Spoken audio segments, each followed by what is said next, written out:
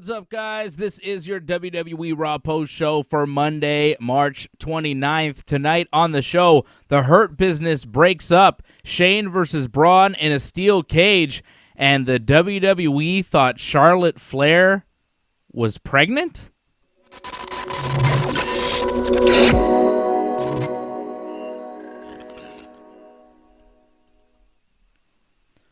Yo, what's up, everybody? Welcome to the show. This is your Raw post show for this big, eventful episode of Raw. A lot to break down here tonight. A lot happening. We're 2 weeks away from Mania. This was the second to last Raw before WrestleMania. Next week will be the go-home Raw. Final Raw before Mania. It's kind of hard to believe that we're already here, but here we go. This is where we're at. The second to last Raw of WrestleMania. Still no Charlotte Flair, by the way. Not there tonight. Wonder if she's going to show up, or maybe she won't be at Mania whatsoever. We'll get that Charlotte Flair news for you in a bit. Charlotte Flair having all sorts of strange issues going on with her and the WWE lately, and she hasn't been on TV in about 3 weeks. Might be 4 at this point. Want to give a shout-out to everybody on the chat. Shout-out to Angelo, Bob Cote, Craig Paquette, member of the team, Lauren Cronish. Become a member like Craig did. Craig knows what's up. Become a member of the team. You could also like this video. You could leave a comment. You could subscribe to the channel. Subscribe and click the bell so you get notified every time that we are on. We're on after Raw, Dynamite, and Smackdown each and every week after every WWE pay-per-view on Thursday nights at 8 p.m. for Ringside Report MMA, giving you winners. AJ giving you a 6-fight parlay. I think it was a 5 or 6-fight parlay that came through for UFC 260. I gave you a 2-fight parlay of Miranda Maverick, my lock of the night, and Francis Ngannou. That came through as well. So you could win with us as well.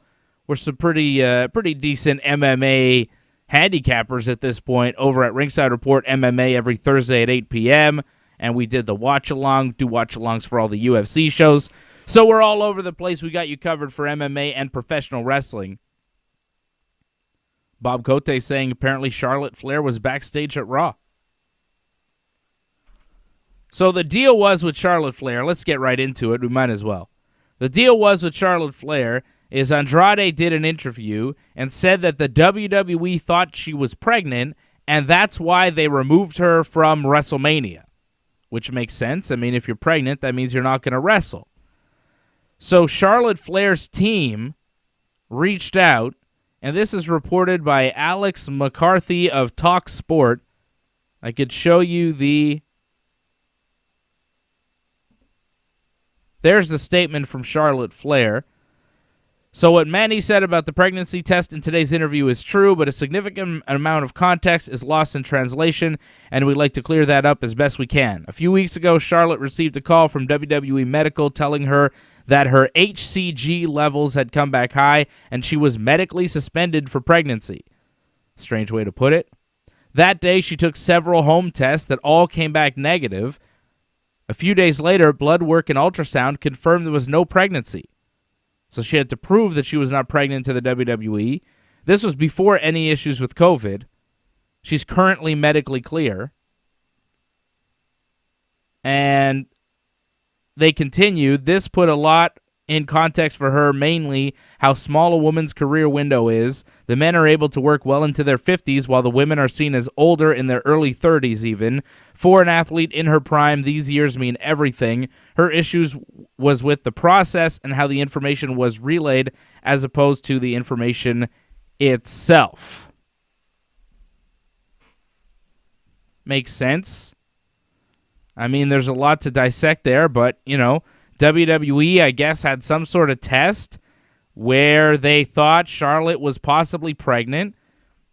They said she couldn't wrestle. She said, okay, I'll go take some pregnancy tests at home. Does some tests with a doctor, ultrasound, make sure, not pregnant. In that time, somehow she gets COVID. Don't know how that happened, right? It's all over the place. You never know these days. And then there's more, she's talking about how the career for a woman is seen as kind of a shorter time span than for men, which is true. And I think, biology unfortunately has something to do with that. Because like Becky Lynch, she got pregnant and she had to stop wrestling. When men are having babies, they're not pregnant with them, so they don't have to take, an extended time off from work. Like, you can't take bumps while you're pregnant.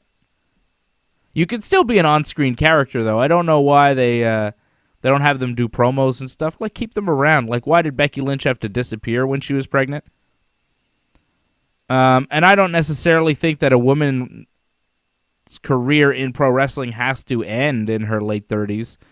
But what Charlotte's team or whatever is saying is true, because you look at the longevity of women in pro wrestling. I mean, it's a much shorter time frame than men for the most part. You look at Sting, who's like 62. He's still wrestling. Who's the oldest women's wrestler currently active today? I don't know. Not many. There was, Moolah and Mae Young back in the day, right? But that's something else. JJ Mondesi saying there was no podcast this week. Was there no podcast this week? Did we not put it up? That's possible, JJ. My apologies if I didn't put it up. I may have forgot. It was a lot of stuff going on. We had a late night for UFC on Saturday night. So it's possible I didn't put up the Wrestling Uncensored podcast, which I normally do. Oh, yeah, I didn't put it up. Thank you, JJ, for noticing. I'll put that up later. Sorry about that, guys. Sometimes I forget. There's a lot going on. Like, people don't always realize that I'm the one who has to put these things up. But we did a show. Like, you could watch the show. It's on our website, ringsidereport.net. You can go to the website right now. You can watch the latest episode of Wrestling Uncensored. Johnny North and myself talking about everything that happened on SmackDown Friday night at 10 p.m. We do the show live. So, JJ, if you're missing the show, like, you could watch it on YouTube. It's still on YouTube. And it's on the website on YouTube. I just didn't do a podcast version yet because I forgot. Because I was caught up in the excitement of UFC 260. I'm very sorry about that. My apologies. Yeah. I should put it out as a podcast, too. You're right. You're right, JJ. You're right. Where's Johnny?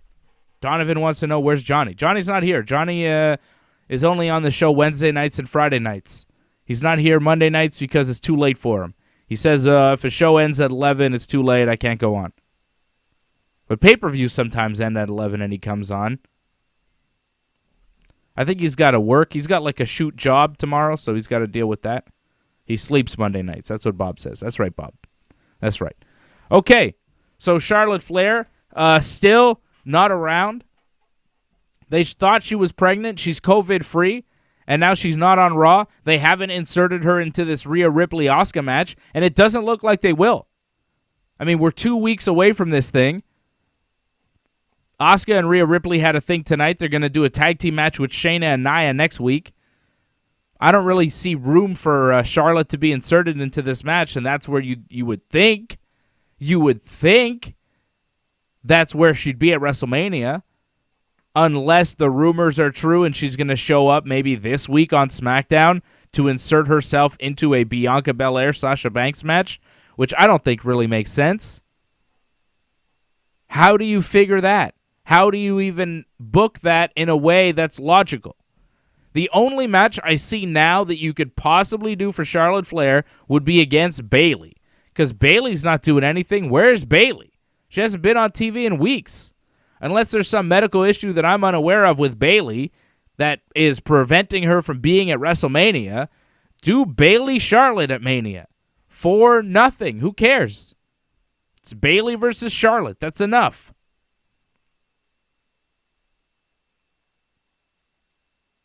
Yes, Matthew, we are going live after WrestleMania. We go live after every WWE pay-per-view, and of course WrestleMania is no exception. Both nights of WrestleMania will be on live right after. 100%. I'll be on, Johnny will be on both nights. JJ Mondesi saying Natty is 38. I don't know if she's the oldest. She might be. Maybe Tamina. You know? But, yeah, I mean, just historically, some, women tend to retire younger than the men. I'm not sure why. I see somebody like Michelle McCool, and I think, she could still be an active wrestler still today. She could have never retired and continued unless she's got some health issues. You know what I mean? Like, wrestling's hard. It's hard on the body. Sometimes you want to do other things in life. Maybe they have more options than the men. I don't know. I don't think so. I really don't know what the deal is, why women tend to retire earlier. But they do. I don't know. It's just a fact. But I think, Charlotte Flair, I'd watch her wrestle for another 10 to 15 years, wouldn't you? How old is Charlotte now? Like 33? Right? She's still pretty young. She might be a little older than that, but I don't know. 34. She's 34 years old. Telling me Charlotte Flair couldn't be a bankable WWE star for the next 10 to 15 years? I'd say definitely. Charlotte Flair could be a WWE champion at 50 years old. Look at her. She's the greatest of all time. If she stays, physically fit and not too injured over time, and she wants to do it, why not? Why not? Moolah and Mae Young had very long careers in the WWE. It happens. Mickie James, I think she's had a long career in pro wrestling. She went, she had a kid, she came back. Happens. Why not? Why not? So hopefully Charlotte's at WrestleMania. Her versus Bayley makes a lot of sense. I saw somebody say, number one contender? Bob says Bayley, Charlotte, number one contender at Mania for SmackDown Women's title. Yeah. That makes sense. Do that. That's what I want to see. Donovan wants to know if AJ's fired after Saturday. No, he's still on the team. We had to give AJ a lesson on etiquette and, what to say, what not to say, not what groups you can offend if you say certain things. He's just kind of ignorant. He doesn't really understand certain things. So we explained it to him. He doesn't mean, like AJ doesn't mean to say things that may be construed as horrible, but sometimes he says them or does them. But it's not like intentionally bad. You just have to know him. Matthew wants to know what my prediction is for Drew versus Bobby. Yeah, I'd say I'd go with Bobby to retain. You're really going to toss the title back on Drew? Like, he had the title. He beat Brock last year, took the belt, held it for a while, lost it to Randy, took it back from Randy, and now what? He's going to lose it to Miz, who's going to lose it to Bobby, who's just going to lose it back to Drew like 3 weeks later? I don't think we're doing that. I think Bobby for sure wins at Mania. I hope so, because otherwise, what is this hot potato with the belt? Why are we doing all this? Why not just keep it on Drew the whole time? If you have no intention of giving Bobby Lashley a respectable title run, why give him the belt at all? Other than to build the dream match of Drew versus Bobby? That's not a dream match. That's not a match that I think most people even care about. So I think the only reason that Bobby's the champion right now is that he's going to be champion after Mania. If they give it back to Drew, what are they doing? I don't think it makes any kind of sense. Drew, interviewed backstage to start off Raw, talks about the target that Bobby Lashley has put on his head. Drew warns everybody that Bobby might not give them their title shot, and if they come for him, he's going to kick their ass. So Bobby Lashley put a bounty on Drew McIntyre last year. He says, okay, anybody takes Drew McIntyre out before Mania, I'm going to give them a title shot. So then the Hurt Business comes to the ring, and Bobby Lashley reiterates what he said last week. If anybody takes Drew out, he'll get the shot at Mania. So if Drew's not there because he's been beat up, that person that has beat up Drew will get his shot at Mania against Bobby. MVP says Lashley's not scared of Bobby. He just feels that Drew doesn't deserve a title shot. Lashley's not scared of Drew, rather. He just feels that Drew doesn't deserve a title shot and someone else deserves the opportunity. MVP shows Drew beating Shelton and Cedric from last week, the footage from last week's Raw. And Bobby is very disappointed says they had the shot to take Drew out. They failed. They also lost the tag team titles, which he's not too happy about. Bobby says he can't count on them anymore, and, like, he's done with them. And Shelton gets mad. Shelton kind of, puffs his chest out and says, listen, did you bring us on to national television just to embarrass us here? This is not cool what you're doing. Stop yelling at us. We lost a match. These things happen. And then MVP's like, you guys are a disgrace. And Shelton gets into MVP's face. And then, for some reason, Lashley's like, screw it. And then he punches Cedric and knocks Cedric down. Cedric rolls out of the ring. And then Shelton grabs Bobby, suplexes him, which was pretty sweet. But then Bobby fights back, fights Shelton. It's kind of even for a couple seconds, but then Bobby takes advantage, and then he kicks him out of the ring. And then Bobby tells Cedric and Shelton that the Hurt Business is over. So the Hurt Business broken up. It's now just Bobby and MVP, kind of. Because MVP was kind of with Bobby, but he was also replacing Samoa Joe on commentary tonight. Where's Joe? Where's Joe? MVP's on commentary for some reason. Matt Riddle's riding a scooter backstage. Riddle says that Sheamus pissed him off last week when he hit him with his scooter, and he sees Titus O'Neil and suggests that they roast a pig in the ring at WrestleMania because Matt Riddle thinks that Titus is the host of the roast of WrestleMania. I didn't understand this promo. It was dumb as shit. Titus thinks something is wrong with Riddle. I think something's wrong with the writing. This is just a way to be like, hey, look, Titus O'Neil, you remember him? Yeah, he's going to be hosting WrestleMania in a couple of weeks with Hulk Hogan, who's not on the show. But Titus O'Neil, they had a kid who's like an impersonator of Hulk Hogan, some sort of child super fan of Hulk Hogan who was on Instagram and was doing a promo, and that's how they hyped Hogan's appearance at Mania tonight. And Titus was just kind of backstage being weirded out by Matt Riddle, which everybody reacts to Riddle the same way. They're like, what's wrong with this guy? Which, Sheamus then charges at Riddle, which was pretty funny, because Titus is like, yeah, all right, Riddle. And it's just kind of a goofy segment. And then Sheamus charges at him, knocks him over, and then apparently there's going to be a match, right? Cedric and Shelton are backstage with Adam Pearce. And this was not bad. They got really mad with Adam Pearce. They're complaining about Bobby Lashley. Shelton says he wants Bobby tonight, and or Cedric actually makes the challenge. He says, Shelton wants Bobby tonight, and if there's anything left of him, I'll take him next week. So Bobby apparently is going to wrestle Cedric next week, even though, who needs to see that? Even Cedric's like, look, I know Shelton's not going to win tonight, so I'm going to try next week, and we all know how that's going to go. Pierce says he's going to consult, with Lashley, and Cedric's like, look, are you in charge of Raw or not? Do you have to talk to Bobby like you have to talk to Roman before you book a match? Do you make the matches or not? He asked him that point blank, and I'm sitting at home watching like, yeah, do you make the matches or not, Adam Pearce? What's your story? Are you the GM of Raw and Smackdown? What's your title? Do you make the matches? He seems to. Then we have Matt Riddle versus Sheamus, which was excellent. Match of the night.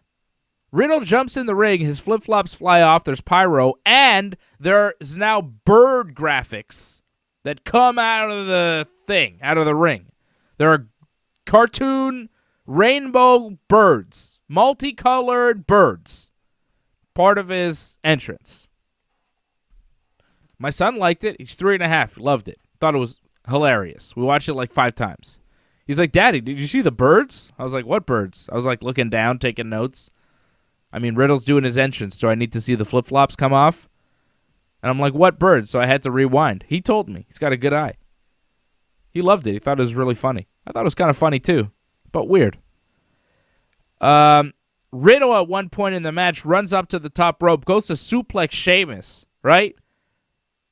Goes to flip with the suplex, doesn't fully rotate, and lands on his shoulder and head. It looked awful. It looked brutal.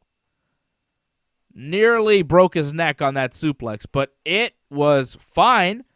He came out of it fine, I think. Looked fine. And it looked amazing. So that was pretty damn cool. That Riddle's able to toss Sheamus around. Very impressive. Riddle is a big guy, deceptively big, and deceptively strong.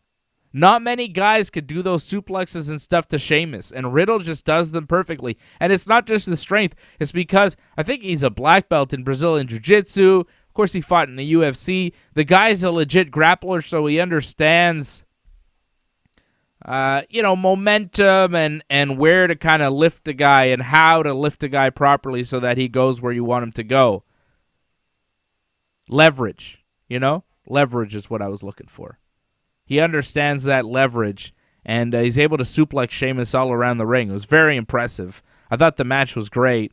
At one point, though, Riddle had Sheamus in a triangle choke, right? And Sheamus had Riddle flat on his back. The ref, Riddle's choking him with the triangle with his leg wrapped around his head, right? And Sheamus has Riddle flat on his back. The referee goes 1, 2, and instead of just staying there and winning the match, Sheamus lifts Riddle up off the mat, power bombs him down to the mat, and of course, usually when you do that, if you don't knock your opponent unconscious, you just wind up deeper in the triangle, which Sheamus was, and he had to get to the ropes to escape the move. Why would you lift a man off the mat when you're about to beat him for a 3?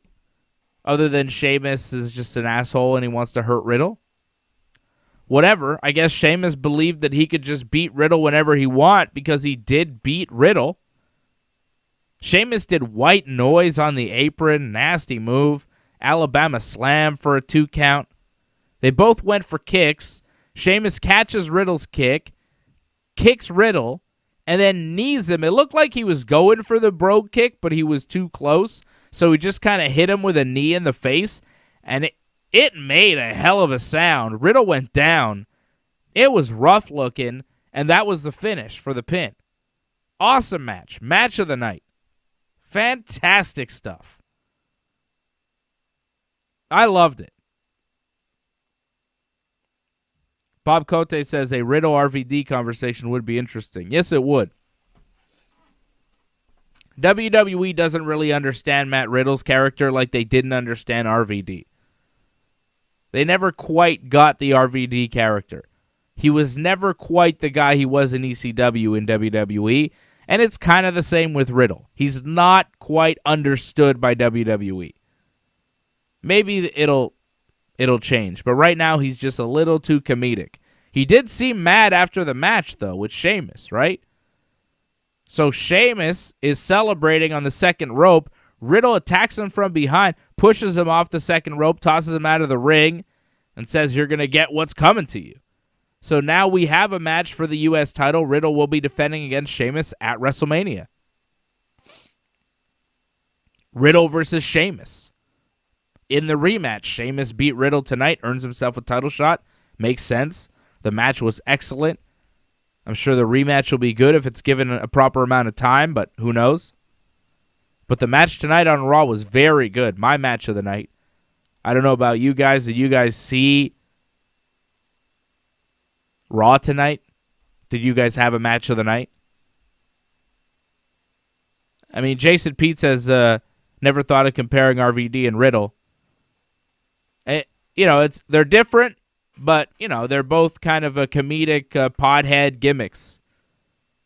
How many pothead gimmicks has the WWE really had? RVD, Riddle. Right? Anybody else? They might have tried it early in Kofi's career when he was Jamaican, a couple of those jokes, but I don't think so. So, very similar. RVD, of course, not a UFC fighter, but he could do the splits, which is almost as good. For a grown man, muscular as RVD, to be able to do the splits, he could probably handle himself. I don't doubt that RVD was a badass in his time. And is still a badass, goddammit. Hall of Famer going into the Hall of Fame. I look forward to his speech. I think that's going to be great. What are they doing for the Hall of Fame this year? Because they're doing last year. Everybody who's supposed to go in last year except Batista is going in this year. And they're doing a whole new bunch of people this year. Are they doing it all in one night? It seems like it'll take forever. Right? They can't do it all in one night. 2 nights of Mania, 2 nights of Hall of Fame. They can't do that either. Does anybody know when the Hall of Fame is? What's going on there? I have no idea. Is it on TV? They have to put it on TV. It's one of the best parts of WrestleMania weekend. It's usually better than Mania itself for me. I enjoy it way more. So Riddle, Sheamus had a really good match. And then Drew McIntyre, so he is like on a warpath because he thinks everybody's out to get him.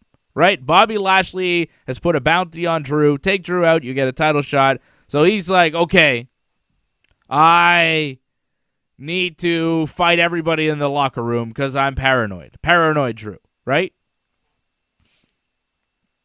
Drew goes up to AJ Styles and Omos, and he's like, you guys, I know you guys are going to try and cash in on Lashley's bounty. And AJ's like, no, man. We're wrestling New Day for the tag team titles at WrestleMania. Do you not see like what we have going on? We got bigger plans. We're focused on the tag team titles. And AJ says he's focused on his match with Xavier Woods tonight, not Drew McIntyre. And Drew is like, all right. And then he walks away yelling like a madman, who's going to try and take up Lashley's offer? Who wants some? Ridiculous. It's supposed to be your top babyface on Raw.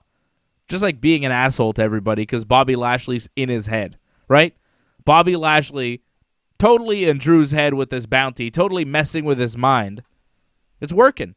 Drew is going completely bananas, and as you'll see, he descends into madness as this show continues. Shane McMahon is in the ring with Elias and Jackson Riker. Shane says that he's discovered Braun had all D's in a 5th grade report card. So they show the report card on the screen. Shane has it in his hands. There are comments that say Braun needs summer school. He's a distraction to the other kids. He has D's and D minuses, and that's his grade for all of his classes that he's in because he's stupid, right? The whole gimmick is Shane is bullying Braun because he thinks he's stupid. What's really stupid is that the report card says Braun Strowman. Like that's somebody's real name. Like Shane McMahon is bringing out a report card for a fictitious character, a fictional character. Good God. It's been a long night watching this 3-hour Raw. Even I get confused sometimes. Like, Braun is not his real name. His name is Adam Scherr. Braun is a fictional character. I got it there. Fictional character. Again, so we're all right. Okay? And Shane is calling him stupid, and this whole thing is stupid. I'm getting stupider watching this shit. I said fictional because I'm watching Shane McMahon fucking promos. He's making me dumb. Fucking Shane. His name is Adam Scherr. That was his name when he was in the 5th grade. There is no Braun Strowman. Shane says Braun needs a hug. Braun shows up because he's got a match, which is great. Angelo says, personally, I hate that storyline with Braun and Shane. So do I. I don't think anybody likes it. Maybe Braun because they get to wrestle Shane at Mania. It's horrible. I hate it. Every time they come on the screen, I'm like, Braun, boring. Fuck off, Shane. I don't want to see this shit anymore. Fuck. It's awful. It's really bad. And then Braun Strowman wrestles Jackson Riker. And old Jackie Riker takes a beating. Braun Strowman does his running shoulder tackle spot on the outside of the ring with the train sound effects. That happened last week, and they're continuing with it because they're stupid as fuck. It's a fucking cartoon show where they have a big stupid monster who runs around the ring every time he has a match so that the fucking train sound effects can hit when he does a shoulder tackle. He's not even doing it on multiple people. He's just doing it to Jackson Riker as part of a spot during his match. He rolls him in after, power slams him. And that's the match. 1, 2, 3. Braun wins in a squash.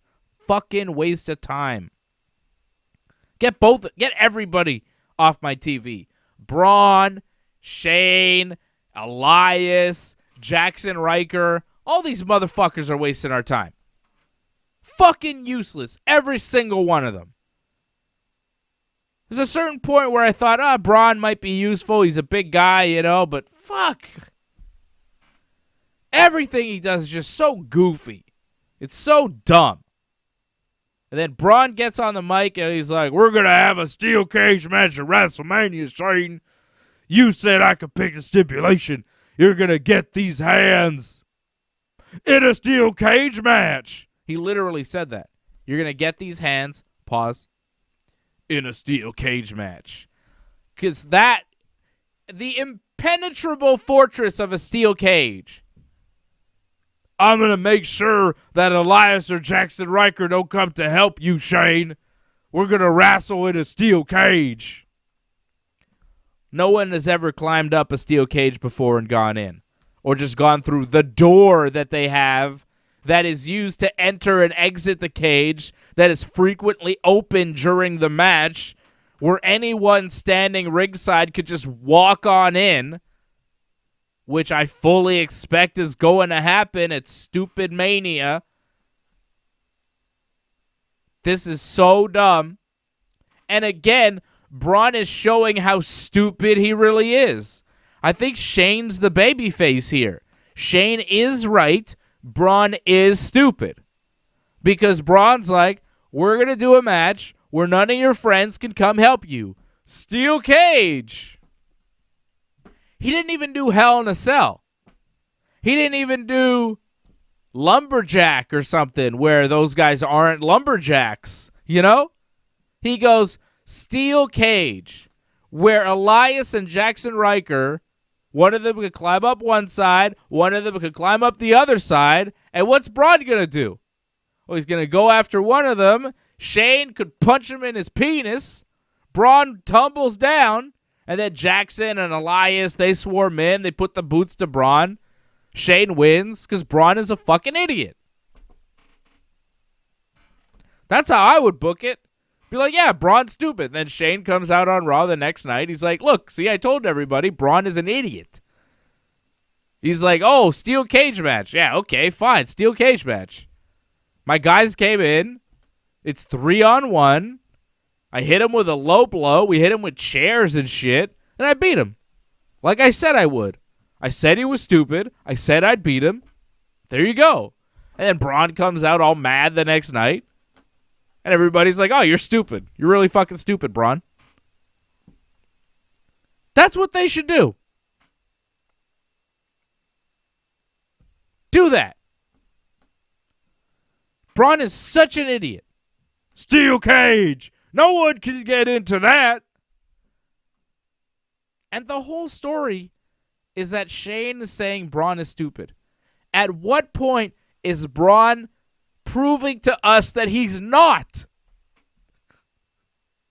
Even in the stipulation, you're like, well, that's kind of stupid, isn't it? Because couldn't they just climb in? That doesn't make sense, Braun. Your guys won't be able to get me here in a steel cage. At least if you did Hell in a Cell, they put a lock on the door and there's a top on the cage. I mean, there are ways to get in. People have, broken through Hell in a Cell before. But at least if you did that, it's like a classic Shane McMahon WrestleMania match, And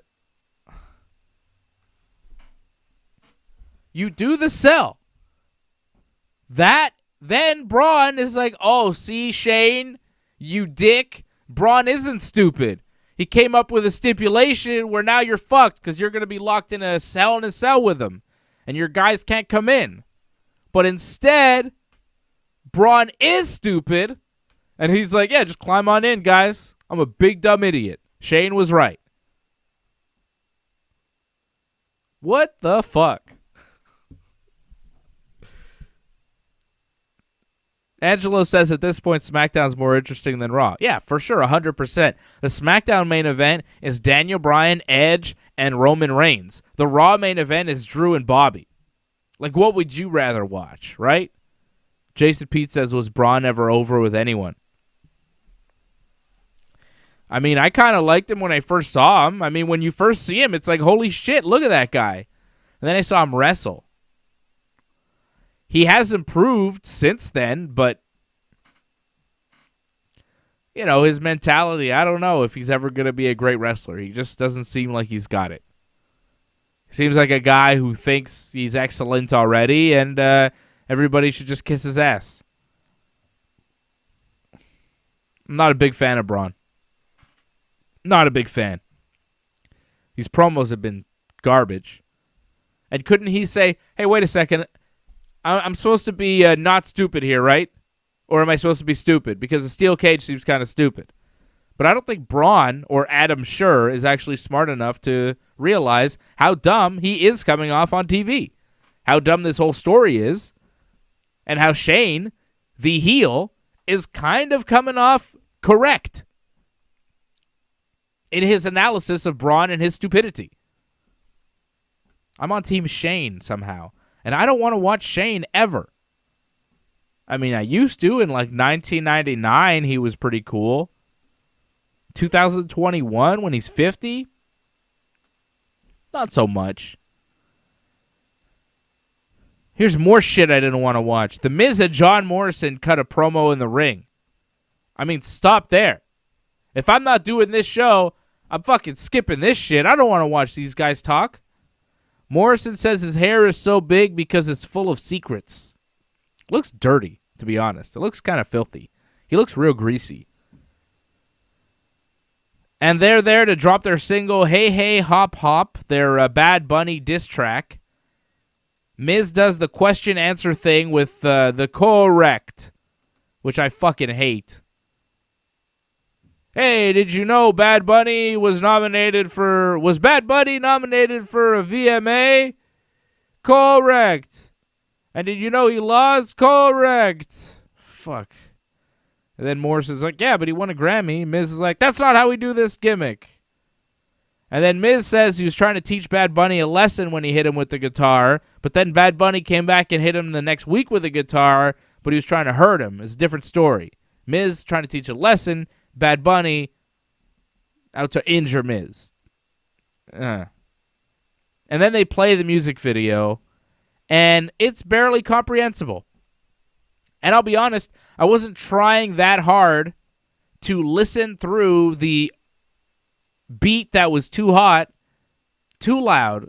Not hot like good, but like hot as in the volume level was too high. It was way too loud, and you couldn't really understand the lyrics. Like, you could understand a few lyrics here and there, but it's supposed to be like a promo song where they're making jokes about Bad Bunny to build up the match at WrestleMania, and I could barely understand what the fuck Miz and Morrison were saying in the video. And the things I did understand were really fucking lame. That video ran way too long, it was mixed terribly, and it sucked. Fucking waste of time. More garbage from WWE. This was really bad. At least mix it better where you can hear what your guys are saying.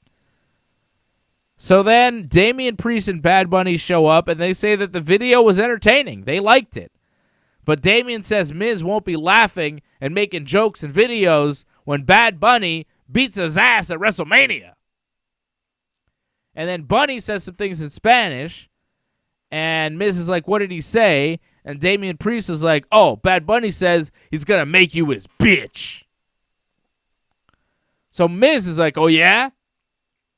And then he leaves the ring to go see Bad Bunny and Damian Priest, who are on the ramp. And Damian steps in front of Bad Bunny to kind of protect him, which he's been doing. And Miz is like, well, you're not going to be able to protect him in WrestleMania.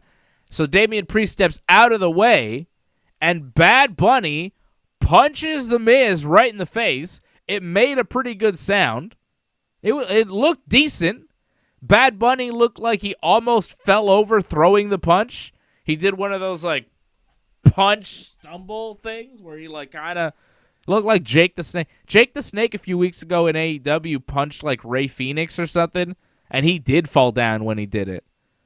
Bad Bunny almost pulled a Jake the Snake tonight, falling down while punching a man, but it made a good sound, and he didn't fall down.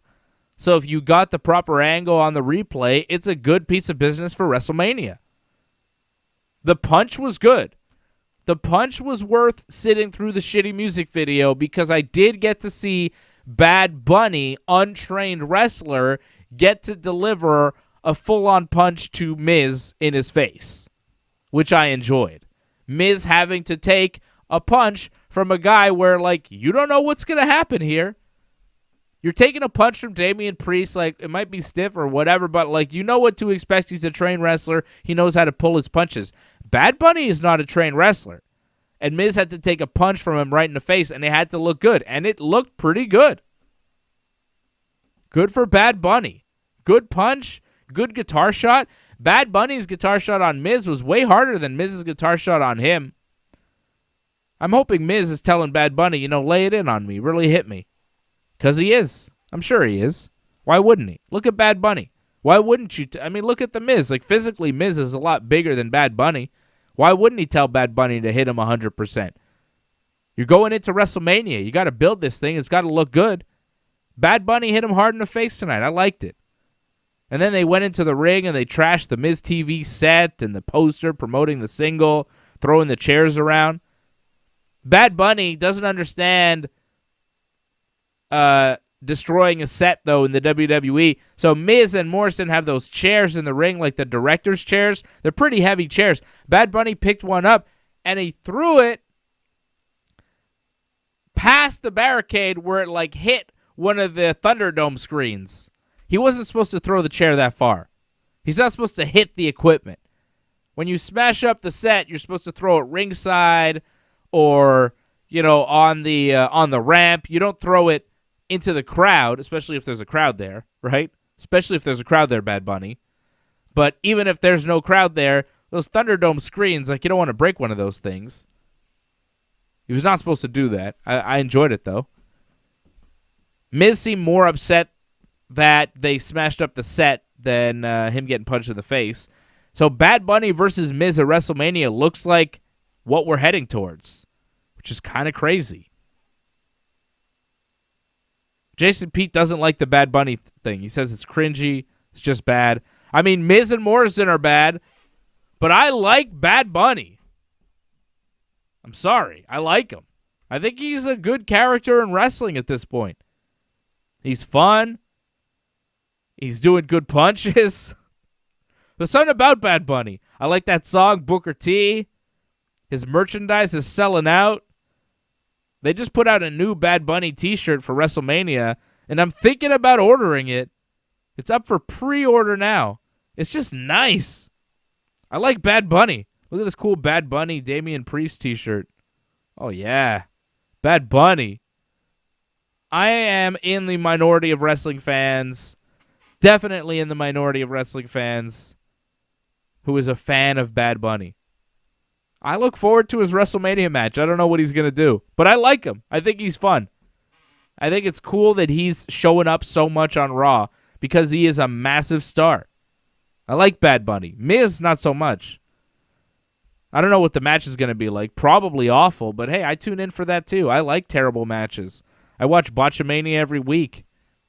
I like when wrestling's bad just as much as I like when wrestling's good. Johnny North actually likes when it's bad more, I think. I think you get to a certain point where you've seen so much good wrestling that you just watch for when they fuck up terribly. You watch for the botches. At a certain point, you really do. I've noticed a lot of pro wrestlers Like, because they've seen so much wrestling and they've been in wrestling and they've done so many matches. They don't really watch to, like, see, oh, that was a great match, 5-star match, shit like that. A lot of pro wrestlers, I find, watch, like, only really pay attention. And I'm talking about the guys that are actively doing it in the wrestling business. A lot of them kind of watch for the fuck-ups. They watch, like, oh, this was a terrible match. You have to see it. They fucked this up. They did this and that. A lot of wrestlers like that. I like it too. It's fun. Who doesn't like a good botch, you know? It's better than a Randy Orton feud with The Fiend, which seems like a botch. I mean, Bad Bunny and The Miz? How is that not a horrible match at WrestleMania? It could be an all-time terrible match, so I'm excited, right? Get your popcorn ready. That's going to be fun. Jason Pete says, Jason Pete's a boxer and a jiu-jitsu man. Jason, did you just get what did you get, a purple belt or a brown belt? I saw you just got promoted in jiu-jitsu. What did you get, Jason? Congratulations, by the way. Very cool. Was it purple or brown that you got updated to? I saw you get promoted there. I saw a picture on your Instagram. Very cool. But he said, yeah, just saw the punch. It looked good. It did look good. Jason knows he's a boxer. He knows. Jason knows what's up. Good punch, but he almost fell over right when he threw it. It's kind of funny. Okay, Randy Orton cuts a backstage promo on The Fiend. Randy says he's been in the ring with Hogan, Triple H, Shawn Michaels, Cena, and The Undertaker, but none of them compare to The Fiend. Which, like, really?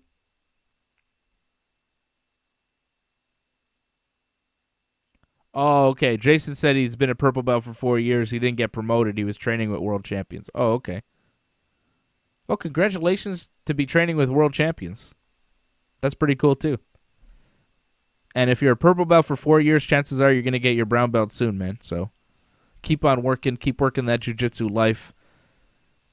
Shout out to all my jiu-jitsu people out there. Love jiu-jitsu. I wish I was doing jiu-jitsu. Well, not right now, but maybe later tonight. But there's nobody to do jiu-jitsu with now anyways. I couldn't even do jiu-jitsu with anybody because I think I'm under curfew. I live in Montreal, Quebec, Canada, and I think we're under curfew right now. I'm not allowed to leave my house past 9:30 or 9. What is it, 9:30? I lost track. It used to be 8, and now I think it's 9:30. Anyways, Randy Orton's talking about The Fiend. Randy says he's been in the ring with all these guys, and none of them compare to The Fiend. The Fiend is an abomination from hell. Randy says, now this is where Randy is like, how dumb is Randy, right? You thought that Braun Strowman was the stupidest person on Raw? I think Randy just stole the title because he says he thought Alexa Bliss was playing a game when she was talking about bringing back The Fiend. All those promos, all that time, we're all watching. We know, like, okay, The Fiend is going to come back. They'll probably build to a match at Mania, it looks like, right? For months. And Randy's like, I thought Alexa was just messing with me. I didn't realize that the match at Fastlane was a trap. He said that. He's like, I had no idea that The Fiend was going to come back. What? I burnt him alive. I thought I had killed him. That's basically what Randy is saying. Randy's like, man, when Alexa was doing all those creepy promos talking about, you know, he's coming back and shit, I thought she was just messing with me. I didn't think he was really coming back. And that match at Fastlane that we were going to have, I thought it was just going to be me versus Alexa Bliss. You know, I was going to whoop her ass, go home, hang out, talk shit to Soulja Boy on Twitter, regular day for Randy. Turns out, fucking, it was a trap and The Fiend came back. Could you believe that shit? I mean, I thought everything was normal. You know, black shit coming out of my mouth like usual. Nothing new there. I figured out what that was. It was just, you know, a curse put on me by The Fiend and Alexa Bliss. I didn't think The Fiend was actually going to come back. What the fuck? That's Randy's fucking promo tonight. He didn't think that The Fiend was going to come back. He thought his match with Alexa Bliss at Fastlane wasn't a trap. He thought it was just going to be a match. So he agreed to it thinking he was just going to beat up poor little Alexa Bliss. It's kind of horrible.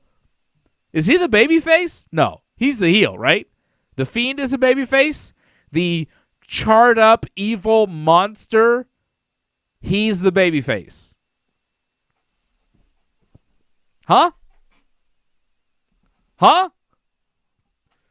How stupid is Randy? I didn't know Fiend was going to come back. I thought Alexa was just bullshitting. God damn, man. This shit is crazy. I can't believe the Fiend's back. I mean, what's going on here? Yeah, sure, there was like a video, Randy, that was saying evil shit to me in the Fiend's voice a few weeks ago. And, you know, black shit I've been throwing up this black shit every time I see Alexa Bliss. But I didn't think she had real magical powers to bring back a man that I burnt alive. What the fuck? How stupid is Randy?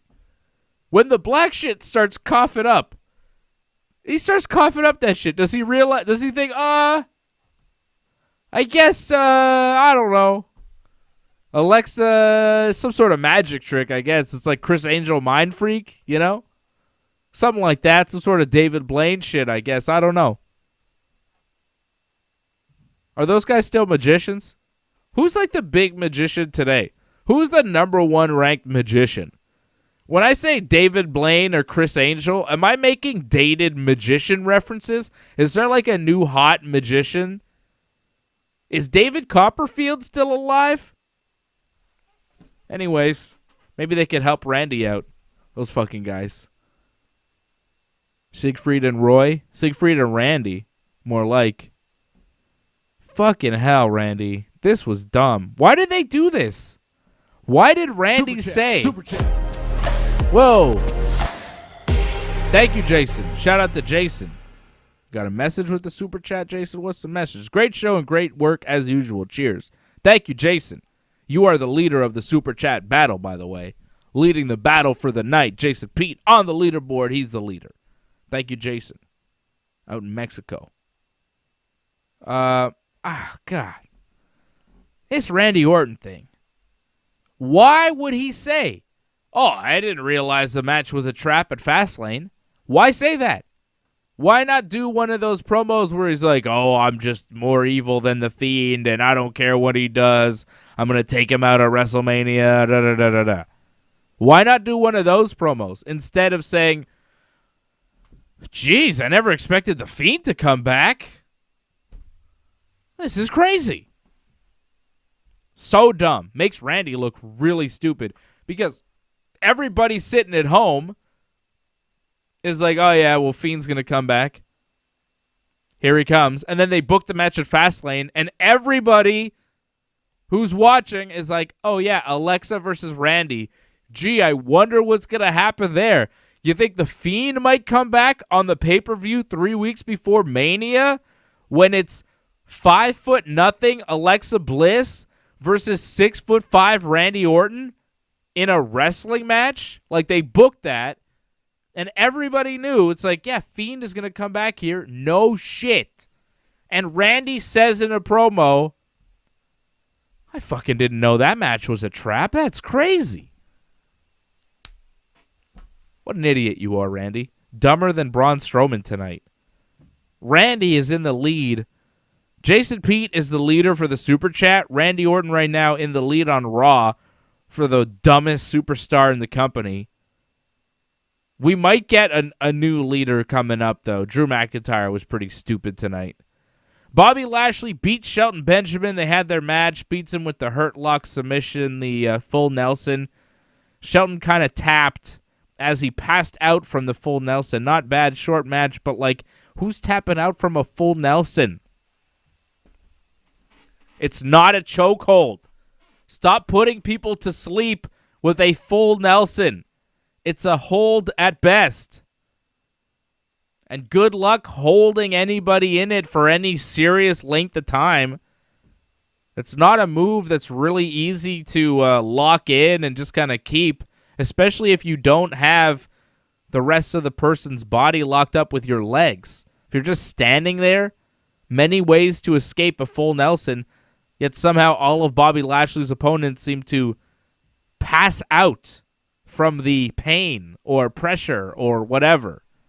WWE still hasn't explained to me why people are being choked out with a move that is not a choke. A full Nelson. Just a hold. Just a way to hold a person.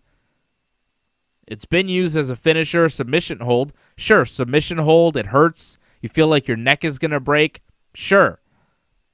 But thing where you fall asleep, that's not how that move works. Squeeze a full Nelson on somebody. See if they pass out. I mean, they'll be mad, but they won't pass out. New Day runs into AJ Styles and Omos backstage. New Day want to play a game to see how well AJ and Omos know each other. AJ just wants to wrestle Woods tonight, doesn't want to play at any kind of games. Kofi's like, nope, we're going to do some games. So we go to the ring, and it's game night. They've got Jenga and Rock'em Sock'em Robots and Connect 4.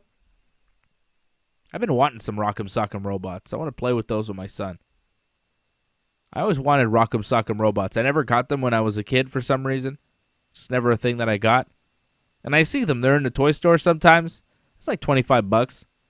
I think about them. I haven't pulled the trigger yet, but one of these days, I'm going to have myself some Rock'em Sock'em Robots, and they will be sweet. AJ Styles and Omos show up. They don't play with the Rock'em Sock'em Robots, and I'm like, guys, you got Rock'em Sock'em Robots right there. What are you doing? Playing charades? What is this shit? You got giant Jenga. You see the Jenga they had? It wasn't normal Jenga. Those pieces were gigantic. They had Connect 4, giant Jenga, Rock'em Sock'em Robots. That's some cool shit. And these guys are playing fucking charades? Weak choices. Woods and Kofi. So New Day has some sort of song. I forget what the song was. And they have to act it out. They get it right. AJ has to act out the Lion King. Omos doesn't even guess what AJ's doing. AJ's like doing all these like acting charade moves. AJ just like looks at Omos, and Omos is disgusted with AJ. He doesn't answer. He doesn't guess what AJ's trying to do. And then they're going to play Pictionary, and one of them draws a rocket, and they get it. And then AJ is up to draw. Even though it's Omos's turn, Omos doesn't want to play. He doesn't want to draw. So AJ has to draw. He draws a sun. It's obviously a sun. If you ever seen a child's drawing of a sun, like that's exactly what that looked like. Omos doesn't guess. Easy points here, Omos. Like, come on, play the game, man. AJ's playing. Omos isn't playing. Omos says he doesn't want to play games. We don't have to beat them at these stupid games. All we have to do to be tag team champions is beat them as beat them at WrestleMania. And at WrestleMania, I'm going to show you what I'm capable of. And then AJ says, yeah, we're going to show you what we're capable of at WrestleMania. And then Woods goes, well, I guess I'm going to show you what I'm capable of too, since everybody's saying that. And but we've run out of time tonight. That's the end of the game show. Good night. It was weird. It was a weird little segment. It was fine, though. I didn't hate it. It's kind of funny, but it wasn't great. Wasn't New Day's best work. And why does Omos hate AJ Styles so much? Like, AJ's trying to play along. Why is Omos such a dick? I feel like AJ's the babyface of this team. He's like playing along with New Day. He's mad at them, but he's still kind of doing it. Omos is just like, no, fuck you. I'm not playing these games. I'm angry. I'm big angry Omos. By the way, Omos, watching him and listening to him talk, haven't heard this guy talk for that much amount of time in the WWE, right? When's the last time Omos got to talk that much for a promo? So, Omos is from... Where is he from? He's born in Nigeria. Born in Nigeria. And you can tell when he talks, he's got a bit of an accent. Apollo Crews is currently doing a Nigerian gimmick because he's got Nigerian ancestry, and he's doing an accent. Why did they give this gimmick to Omos?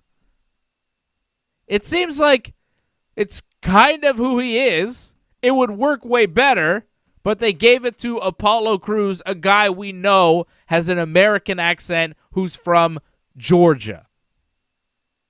Not Georgia the country, Georgia the state in America.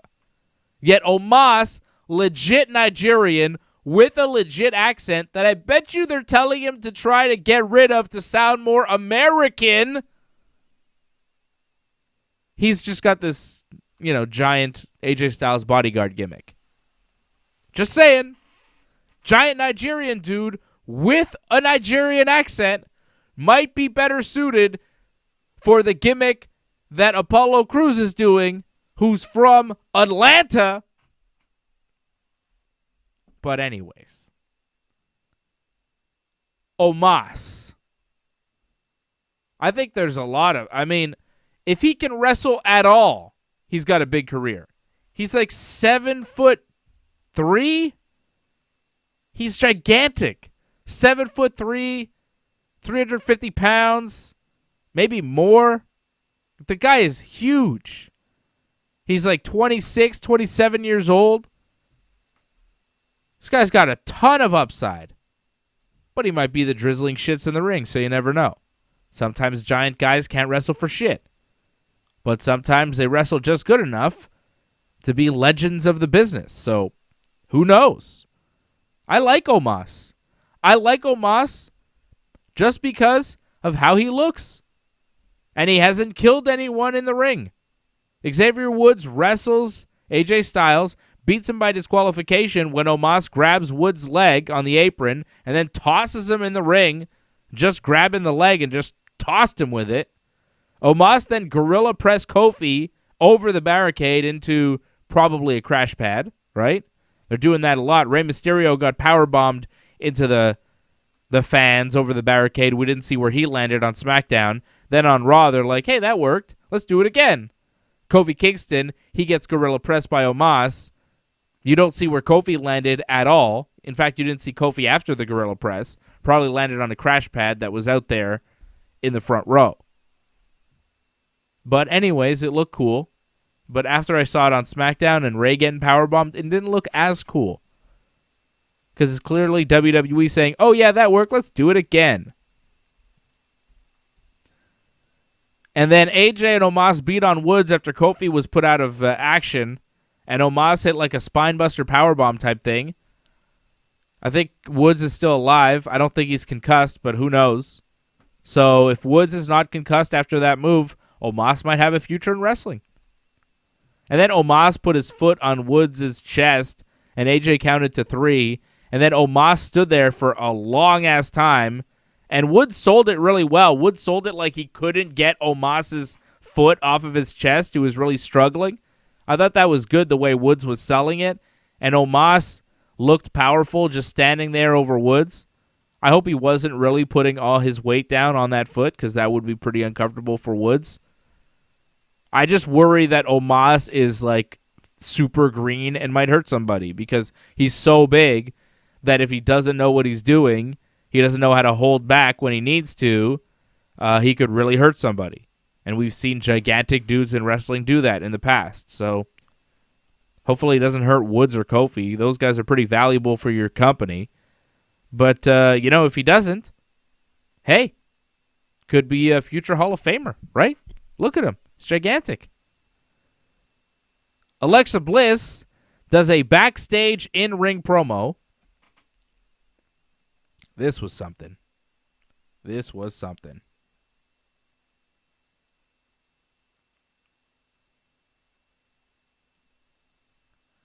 Alexa Bliss cuts an in-ring promo, but it's backstage, right? There's a backstage ring, and it's set up with her swing set and everything.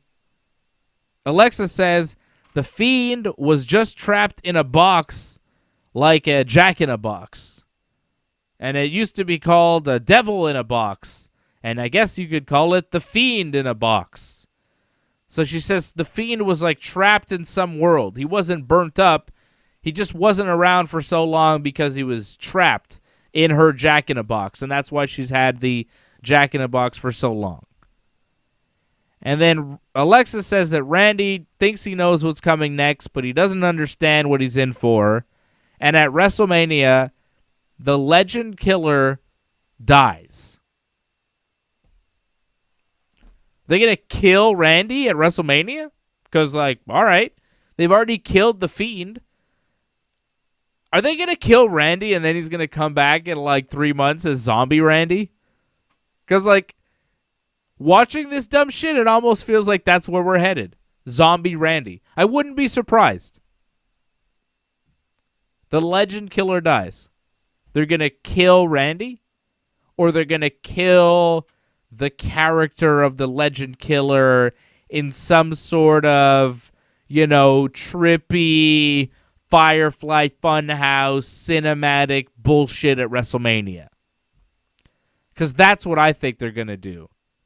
They're going to symbolically kill the Legend Killer in some sort of shitty way at Mania. There's no way I like this.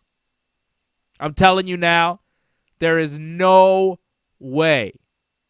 I don't give a fuck what they do at Mania. There is no way that Fiend versus Randy at Mania is something that I like, that I can endorse, that I can say fucking 2 thumbs up. Fuck no. Hell no. It is going to be shitty. Beyond shitty. This whole build has been stupid. Fucking fireballs, lighting people on fire, black liquid coming out of people's mouths, motherfuckers coming back from the dead, Alexa Bliss fucking transforming during her matches. Remember that? Her match with Oscar where she like turned into old Alexa Bliss, or her match with Nikki Cross where she was like crying because she like seemed to snap out of her evil Alexa and she was in like a different outfit with different makeup and hair mid-match. All this bullshit. It's all been fucking stupid. And there's no way in hell at Mania am I going to enjoy whatever the fuck they do. Because the build has been stupid. Like, how could they redeem themselves at Mania with another more elaborate fucking mockery of professional wrestling?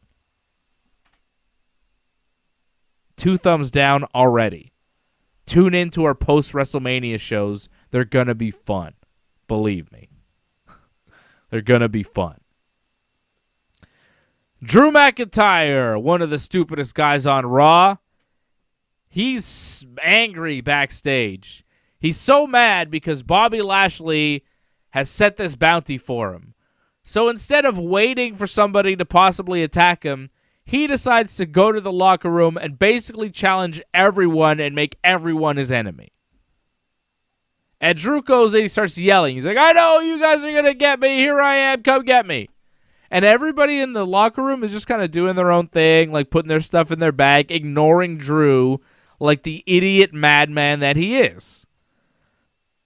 Not the real guy Drew, but the character Drew McIntyre, right? Complete madman idiot. Bobby Lashley's got in his head. And Drew's like, well, now I'm disappointed because nobody's stepping up. If it were me, I'd be beating myself up already. Way before. Hours ago, I'd beat the shit out of myself. Okay, Drew? So Drew at first is like, who wants some? Fuck all of you. And then nobody attacks him. And then he's like, what the fuck's the matter with you guys? You don't want to fight me? Fuck you guys. Like, is he a drunk at a bar? What's going on with him? What is this character? How is he supposed to be a babyface? It's crazy. He's like, oh, who wants to fight me? Nobody wants to fight him. At that point, the nice, gentlemanly thing to do would be like, all right, guys. Thanks. Appreciate it. Let's all be friends, all right? But no. Then he's like, fuck you guys. Nobody wants to fight me. You're all bitches. Right? He's like, if Bobby Lashley put a bounty out on somebody else who had a WrestleMania title shot, you could bet I'd be fucking them up. Somebody should have fucked me up already. What's wrong with you guys? And the locker room's like, come on, Drew. What's your problem, man? We're not trying to fight you. And then Drew sees Braun Strowman, who's supposed to be a fellow babyface, And Drew gets into Braun's face. Although I don't know if Braun's a babyface because he does come off as stupid. So maybe Shane's right. But I think Braun's supposed to be a babyface. And Drew gets in his face. And he's like, you should have been a 5-time world champion already. What's your problem? How come you're not trying to take me out? Injure me before WrestleMania.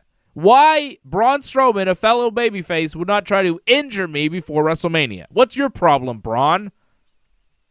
And Braun's like, look, when I'm done with Shane McMahon at WrestleMania, and then if you're the champion after Mania, because you got to beat Bobby, right? Then I'll come after you and I'll be the first one. And Drew's like, all right. Then he grabs Humberto Carrillo and he's like, I dare you to fucking fight me. I've been waiting for you, you piece of shit. And Humberto's like, huh? And Drew just like throws him across the room. Just bullying people. Being a real asshole to poor Humberto, who's just like, I'm not going to take up a bounty to, unfairly get a title shot at WrestleMania. I'm not going to attack you from behind with a steel chair. I'm not going to fucking Nancy Kerrigan you before WrestleMania. Right? That's not how I want to earn my title shot. I want to earn my way up and win matches, which is the honorable thing to do. But Drew's like, fuck all you guys for being honorable. You guys are all bitches. Fuck you, Humberto Carrillo. And then he goes to Riddle, who already had a match with Sheamus that he lost. And he's like, why don't you want to fight me? What's your problem, Riddle? And Riddle's like, I already had a match with Sheamus, man. I got my hands full. I'm good. I'm not trying to attack you. I'm the U.S. champion. Why would I attack you to injure you? I mean, even if I attack you tonight, we're still 2 weeks away from Mania, so you'll probably recover. Doesn't really make sense. And again, if you do injure Drew McIntyre, take him out, does Bobby really stick to his word and give you a title shot at Mania? Probably not. But Drew is just incensed. He's gone nuts because Bobby's in his head. Because Drew is stupid.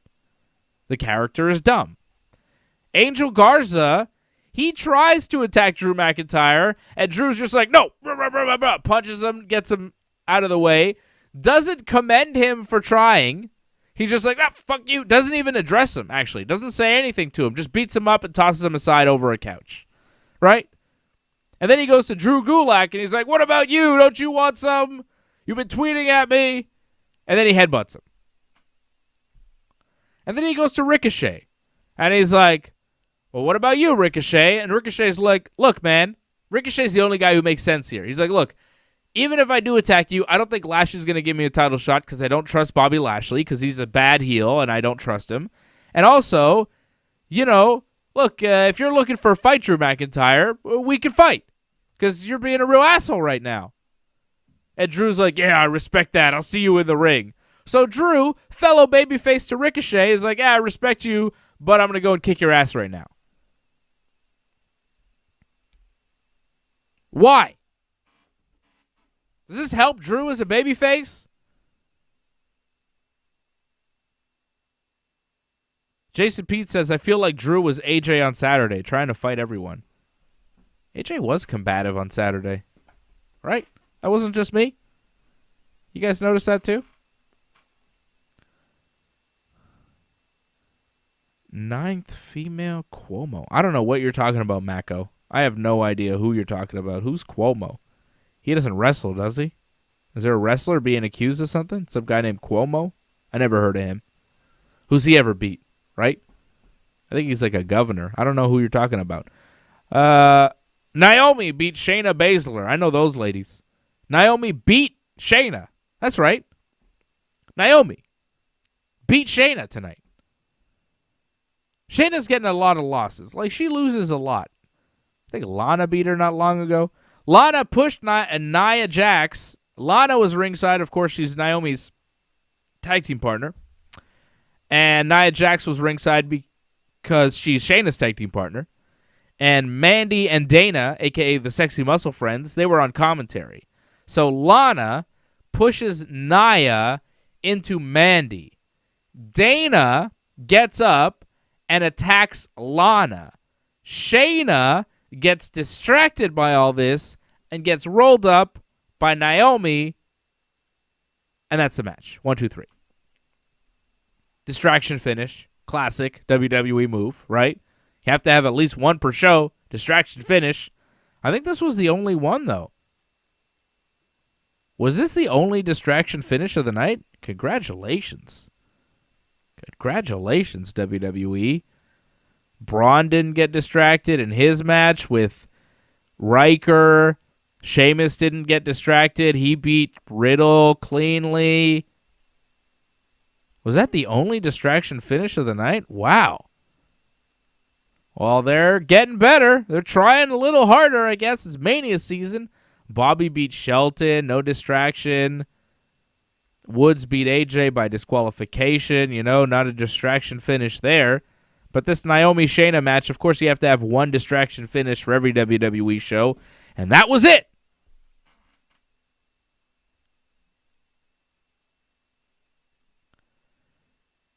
Oscar is backstage with Matt Riddle. Why? Oscar likes Riddle's scooter. Riddle looks at the camera and he's like, hey, do they like scooters in Japan? And then he looks like he's trying to say more. And then he looks at the camera and he goes, sorry, I forgot what I was saying. And then he walks off and you hear him saying, oh, that's not right. And Oscar kind of looks around confused and she kind of laughs it off. And they're just like, oh, yeah, let's pan away. End of this little bit. Did Riddle think it was a tape segment and they were not live there and he botched it up and he wanted to redo? Like, what happened there? Or was that Riddle, his character, being like, oh, I forgot what I was going to say mid-sentence there, man. Like Cheech and Chong type of guy. Right? Did he forget what he was saying mid-promo for a shoot and they screwed up there? Or did he forget because that's his character of being kind of forgetful and spacey? I'm not sure. But the way Asuka sold it made me think that was really Riddle screwing up and thinking they were not live. Because Asuka was kind of like, yeah, I guess I'll laugh this off. There was a moment where she was like, well, what do I do? Right? That was weird. And then we have Adam Pearce, Asuka, and Rhea Ripley in the ring for the contract signing. Asuka tells Rhea that she's overconfident, and Rhea says, yes, I am. I'm very confident, and I'm confident enough to tell you that I'm going to beat you at WrestleMania and take your championship. And then Asuka says, well, your confidence is borrowed and not earned, and you have to learn that you are not, she was going to say, ready for Asuka, but before she does, Rhea flips the table into Asuka's face and drops her, and that was a pretty good table flip. It looked like it really did hit Asuka in the face. Asuka went down. She falls face first on the mat. Looked like she was clutching her mouth, but I don't think anything really happened to Asuka. She was just selling there. And then Naya and Shayna and Reginald all come out while Asuka's face first down on the mat. Rhea Ripley standing over her. Adam Pearce is still in the ring. And they do this long promo with Asuka just dead from being hit in the face with a table.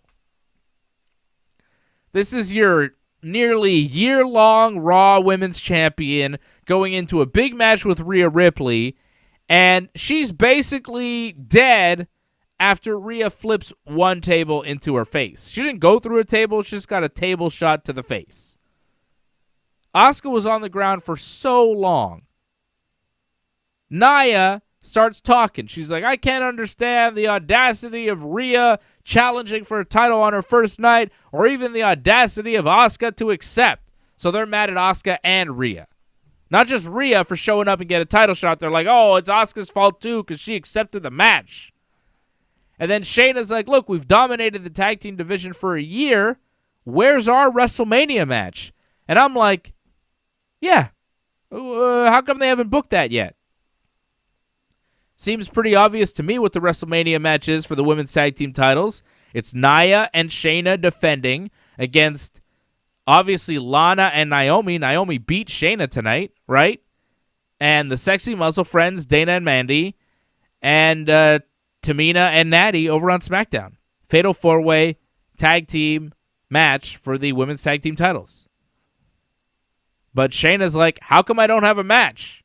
Shayna says she's already proven she could kick Asuka's teeth out anytime she wants, and she can't wait to give Rhea Ripley that reality check. Shayna talking a whole bunch of shit to Rhea and Asuka, despite the fact that she lost to Naomi tonight.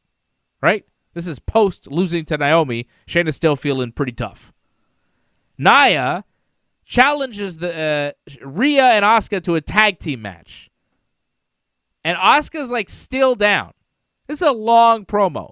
Asuka was down for way too long. Not as long as Eddie Kingston was down when he was on top of Moxley in that exploding ring, but it was nearly that much overselling.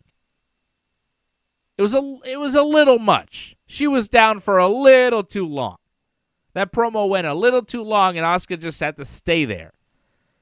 So Naya challenged them to a tag team match next week for no reason other than to prove that they're better. And Rhea accepts even though Asuka's down. So it's going to be Rhea and Asuka versus Naya and Shayna.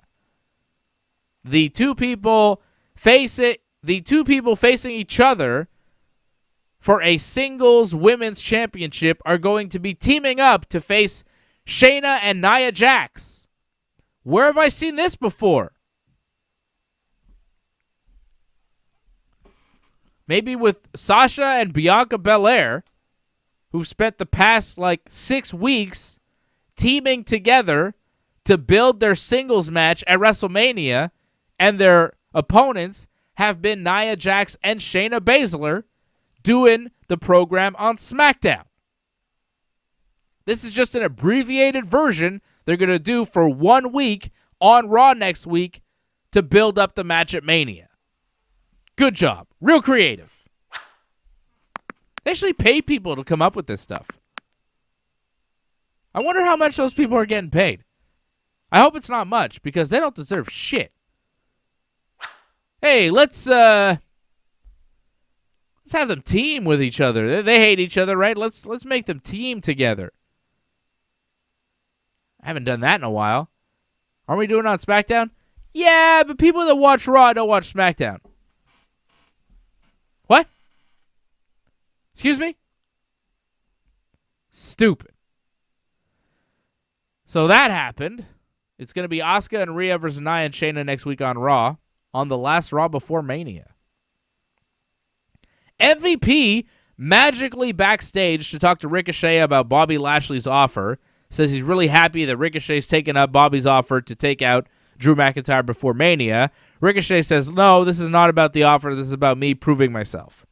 MVP on commentary all night mysteriously appears. I think he can teleport. Teleports. Maybe he got the Fiend to help him out. From commentary to backstage to talk to Ricochet for a minute promo. Okay.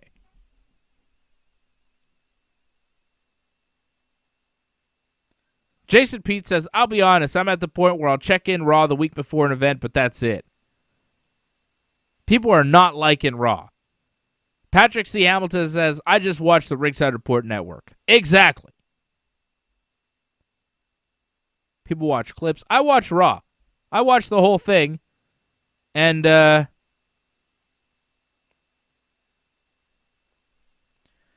it's tough. It's not fun. But I watch it for you guys, and I recap it for you guys. Okay? I mean, there are elements that are fun. I don't hate wrestling. I love pro wrestling. I really enjoyed watching Matt Riddle and Sheamus tonight. I thought that was great. Other than that, I don't know. Usually New Day and AJ Styles are kind of saving the show for me, but tonight they didn't really. The match was kind of nothing. The promo was not really good. What did I like tonight? What did I legitimately enjoy? Bad Bunny punching Miz in the face. See, Bad Bunny. He's a highlight. Riddle versus Sheamus. That was obviously the best part of the show. Great match. Sheamus is so good.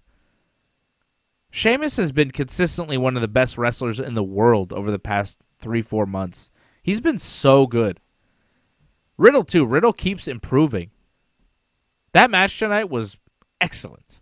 Excellent stuff. But everything else. So Bad Bunny punching The Miz, but it was preceded by like a horrible music video that I did not enjoy. I liked Riddle and Sheamus a lot. I liked when Shelton Benjamin suplexed Bobby Lashley. That was good. I like seeing Rock'em Sock'em Robots.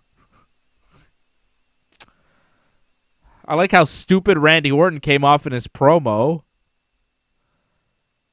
That's about it. I think that's all I really liked. Everything else was pretty shitty.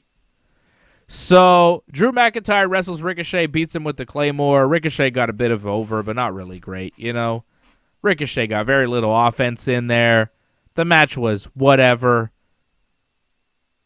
And there was one point, like the finish was really dumb. So Ricochet, outside the ring, lands a drop kick. He jumps on the barricade, drop kicks Drew McIntyre. The referee's counting up to 10. He's got the 10 count going. So Ricochet rolls Drew back into the ring to beat the 10 count. He looks kind of confused. He's like looking around. He doesn't know what to do. He grabs Drew's leg and pulls him into the corner. And at this point, like when Ricochet rolls Drew into the ring, Drew is semi like getting back to his feet.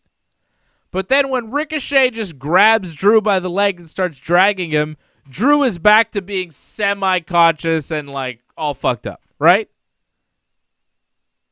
He had to go back and sell harder because he realized, oh, Ricochet is just doing more shit to me without actually hitting me. Hits the drop kick, rolls him into the ring, looks confused, drags him to the corner to go do the 450. I guess you could say that Drew McIntyre could have been playing possum, because Drew rolled out of the way of the 450, Ricochet rolled through, lands on his feet, turns around, gets hit with the Claymore kick, 1, 2, 3, that's the match. But come on, Ricochet. You're going to hit Drew with a drop kick outside the ring, and you think that's going to keep him down long enough for you to roll him into the ring, drag him into the corner, so you could slowly climb to the top rope and then hit a 450 splash on him? You think a drop kick is going to put Drew McIntyre out long enough for you to do all that shit? Roll him in, drag him, climb to the top, jump off. Come on now. It's ridiculous. And then the match ended, bad finish, and Mustafa Ali shows up. Retribution, gone. MVP's on commentary. He's like, Mustafa's a businessman. He's an entrepreneur. He started his own venture. It didn't work out. Now he's back and trying to make some money by taking out Drew McIntyre. He's a smart man. So Retribution is gone. They didn't even say Retribution. None of the people in the group were there, obviously. They'll be disappeared for a while. Maybe repackaged after Mania. Maybe not. Maybe not. That's where they got to worry, right? So Mustafa attacks Drew, but Drew fights back and pushes him out of the ring before the commercial break. And he's like, oh, you want some? Come on, let's go. Let's have a match. Before the commercial break, right? So Mustafa gets a bit of over, but then Drew just like beats him up. And then it's like, oh yeah, let's have a match too. Why? You tried to beat him up, you couldn't. Why have the match? But then we have to sit through the match, and it was fine. It was pretty short, I guess, but I didn't care anymore because at this point, there was like 15 minutes left in the show. It was clear that they had nothing else planned for Raw other than this bullshit. And I just saw Drew wrestle Ricochet. Do I need to see him wrestle Mustafa Ali? Does he really need to just decimate the Cruiserweight division on Raw? Why? Why? So he could look strong? You don't look strong enough just beating Ricochet. You got to be Mustafa Ali too. Right? It's because they have nothing else. They have nothing else. And I just don't care to see Drew wrestle Ricochet and then Mustafa Ali right afterwards. The differences between Ricochet and Mustafa Ali are barely evident, right? They're barely noticeable, especially in the ring. Drew gets on the mic afterwards, calls out Bobby Lashley. Bobby comes out. We go to a commercial break. 10 minutes left in the show. It's 10:50 p.m. They go to commercial break. I'm like, what? Why? Can't you just wrap it up now? Drew's on the mic when we come back, and he's telling Lashley, he's like, oh, you can't stop the match from happening at WrestleMania. It's going to happen at Mania. And Bobby's like, I don't need help. I don't need anybody to take you out. I almost ended your career at Elimination Chamber. I probably should have when I beat you up to soften you up for The Miz. That's not what he's saying, right? He's just saying, oh, I beat your ass at Elimination Chamber. He doesn't say why he did it. He also doesn't mention that that Drew just won an Elimination Chamber match, and then Bobby came out, beat Drew up a bit, and then Miz came out to cash in Money in the Bank and win the WWE title from Drew, right? Bobby just talks about, beating him up at the Chamber, and he says the mauling that he gave him at the Chamber will pale in comparison to what he does to him at Mania. Drew tells Lashley that he's actually afraid of him, and he thinks he's scared, and Lashley's like, oh yeah, and then they trade punches. And Lashley takes him down, lands a few, Drew headbutts Bobby, kicks him out of the ring. King Corbin shows up for some reason, because of course, that's what was missing from this show. We needed an injection of Baron Corbin. That's who we need. He attacks Drew McIntyre. Drew fights back, but then he gets hit with the deep six from Corbin. Lashley applies the hurt lock. Drew kind of, falls down, but then he starts crawling away. Lashley applies it again, and of course puts him to sleep with it while Corbin is yelling at him, how do you like it, Drew? So Corbin is like Lashley's backup now. I don't think Corbin took Drew out before Mania, right? Drew's not out. And could Corbin really take credit for it when Lashley's the one that put him in a hurt lock? That's kind of a co-promotion there. King Corbin, that's who we need. So I think Bobby's going to wrestle Cedric next week, and maybe Drew will wrestle Corbin in some sort of softener match before WrestleMania. I think that's it. And maybe Corbin will be in Bobby's corner going forward, or maybe at Mania, because what else is Corbin doing? So maybe Corbin helps Bobby win at Mania. It's either... the world's only boxing robots. What the hell was that? What's happening? What was that? Is that some Rock'em Sock'em Robots commercials are infiltrating? Maybe I'll get a free Rock'em Sock'em Robots out of this. Was that the Rock'em Sock'em Robots company jumping on the show? Send me a free Rock'em Sock'em Robots to the Ringside Report Network, and I will play it on the show. We'll have Rock'em Sock'em Robots battles. All right? You bet. The world's only boxing robots. Get the Rock'em Sock'em Robots by Mart. Yeah, all right. Hook me up. Rock'em Sock'em, baby. Rock'em Sock'em. All right. So, yeah, of course, Bobby Lashley puts Drew McIntyre to sleep with the full Nelson, because that's a chokehold. And I think King Corbin versus Bobby, or versus Drew on Raw next week. That's why Corbin showed up tonight. I mean, obviously, he's here to collect the bounty to get the title shot at WrestleMania. But really, next week he'll wrestle Drew, and it'll be like, can King Corbin take out Drew McIntyre to collect the bounty? But, Drew is going to wrestle Bobby at Mania for the WWE title. There's really no doubt in my mind. It's not going to be Corbin versus Bobby at WrestleMania. The fact that we have to sit through all this bullshit is kind of dumb, right? All this bounty on Drew's head. It's just a way to give you something to build this story for WrestleMania. There's not much else going on. Now it's like, oh, Bobby wants to take Drew out before Mania. Will he do it? No, he will not do it. Okay? Spoiler alert, he's not going to do it. It's going to be Drew versus Bobby at Mania for the title. Obviously. So who's the stupidest man on Raw? Is it Braun Strowman? Is it Drew McIntyre? I think it's Randy Orton. Because Randy didn't know that his match with Alexa Bliss at Fastlane was a trap. He thought he'd just have a good old-fashioned wrestling match with Alexa Bliss, just like he had that, greatest match of all time with Edge. He was just going to have one of those with Alexa. He's going to whoop her ass, RKO, go home, and have fun. What's the problem here? Randy definitely takes the award for dumbest man on Raw tonight. Even though Braun Strowman is pretty stupid, he thinks, I'm going to make sure Shane doesn't have any outside help. I'm going to put us in a steel cage match because no one has ever climbed on top of a steel cage before and gone in. They never do that. Good stuff. Braun is dumb. Randy is dumb. And I feel dumber for watching it. Shout out to Jason Pete. Shout out to Angelo. He's happy he didn't watch Raw tonight. I agree. It wasn't a great episode of Raw. But, like I say, there's the good and then there's the bad. It's mostly bad, but there are some golden nuggets. Riddle versus Sheamus was excellent. Usually Kofi and Xavier Woods are very good. Tonight, they weren't put in the best stuff. AJ Styles is usually very, very good. Bad Bunny punched Miz in the face tonight. That's a plus. It was a good punch. That was good. Bad Bunny punched Miz in the face.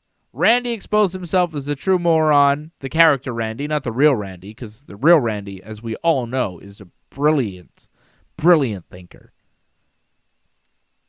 And, Charlotte Flair's not pregnant, even though WWE medically suspended her for testing positive for pregnancy, or however they worded it. Super weird. She's not pregnant, though. And she's COVID-free, but she's currently not booked for WrestleMania. But Andrade is no longer a WWE employee, and apparently he doesn't have a 90-day no-compete, so her fiancé, Andrade, can go and work anywhere he wants in pro wrestling. Maybe we'll see him on Dynamite Wednesday night. Join us Wednesday night, 10 p.m., for our AEW Dynamite Recap show. I don't think Andrade will be there, but hey, wrestling's crazy. So tune in Wednesday night for the AEW Recap show. We'll talk about Dynamite, 10 p.m. Eastern, right when the show wraps up. That's when we're here. I'll be back here Thursday night as well for Ringside Report MMA, Thursday night at 8 p.m. to break down everything going on in the world of the UFC with Dana White and Jon Jones and Francis Ngannou and the controversy there. And, of course, Friday night back with Johnny North for Wrestling Uncensored. We will recap WWE Smackdown, and then we will be officially 1 week away from WrestleMania. One more episode of Raw, 2 more episodes of SmackDown, and that is that. Follow me on Twitter and Instagram at Dave Simon MMA. Don't forget to like this video and leave a comment and subscribe to the channel. And when you do, click the bell so you get notifications every time we are on. You can buy some cool merch like this cup with our faces on it over at merch.ringsidereport.net. The world's only boxing robots. Get the Rock'em Sock'em robots by Mark. Yeah. And send me a Rock'em Sock'em robot, please. Rock'em Sock'em people. I want a Rock'em Sock'em robot big time. Go to ringsidereport.net. Go to merch.ringsidereport.net so you can support the team so that I can have money to buy myself a Rock'em Sock'em robot. Thank you. Thank you. Appreciate you. Become a member of the team. Go to donate.ringsidereport.net. Shout out to the members. Jason Pete. Shout out to Jason, who's a Super Chat winner of the night, Super Chat leader. Thank you, Jason. Jason is a member and the Super Chat leader of the night. Angelo is a member and frequent Super Chat leader. Patrick C. Hamilton, also a member, frequent Super Chat leader. Shout out to you guys. You guys are the lifeblood of the Ringside Report Network. All the members, Craig Paquette, I saw you in here as well. You guys are what keeps us going and keeps us doing all these shows, right? Used to be just Johnny North and I once a week giving you pro wrestling updates. Now I'm here 3-4 times a week talking to you. It's because of the members. So all of you that are not members, you should be thanking the members. Angelo, Jason, Patrick, Craig. You guys are the members. You guys are keeping this show alive. Everybody that's not a member, thank the members and then become a member yourself so that everybody else can thank you. And then you can do the cool emojis as well. We got special emojis, special things for the members. All right? Thank you. Good night. See you Wednesday after Dynamite.